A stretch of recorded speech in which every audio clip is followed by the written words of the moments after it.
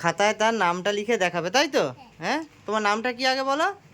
M না, বাংলায় বলো তোমার নামটা কি। বাংলা। হ্যাঁ, বাংলায় নামটা কি? আমি জানি। ময়ূরাক্ষী বাংলায় নামটা জানো নি? নাম কি বলো? তোমার নাম কি? তোমার নামটা কি? ময়ূরাক্ষী। ময়ূরাক্ষী, আচ্ছা ওটা ইংলিশে লিখে দেখাবে, তাই তো? হ্যাঁ। আচ্ছা দেখাও। এম আচ্ছা এ আচ্ছা ওয়াই আচ্ছা। ইউ